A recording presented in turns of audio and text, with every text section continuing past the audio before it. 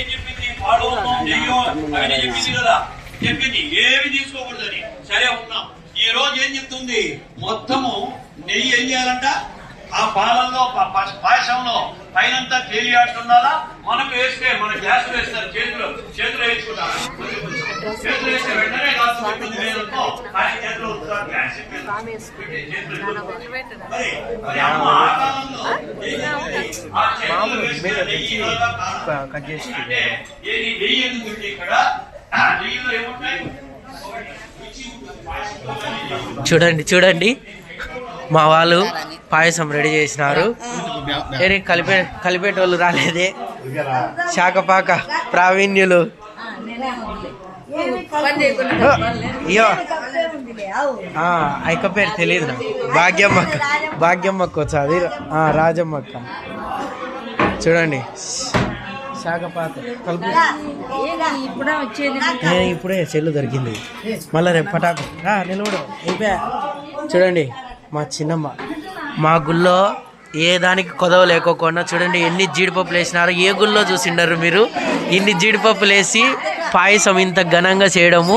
ఇప్పుడే చూస్తున్నారు.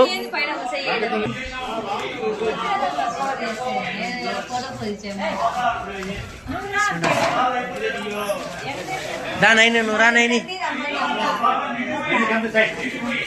చూడండి ఇంత కమ్మని చిక్కని కమ్మని. చూడు మా చిన్ని నైని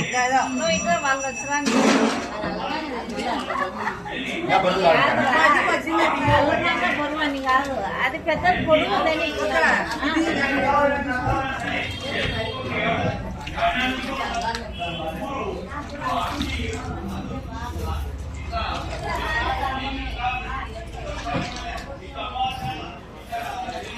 వేడి వేడి పొగలు కక్కుతున్న పాయసం ఇది వచ్చేసి 108 కుండలలో ఇది వేస్తారు.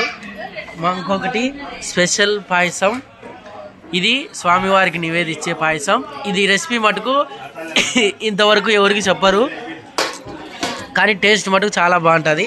అది తినాలంటే కుడారాయి మహోత్సవం లాస్ట్ వరకు అందరూ వేచి ఉండాల్సిందే.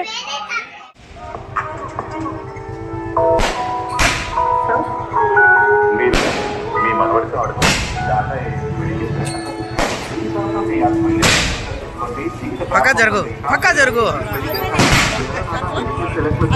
అయిపోతాయి.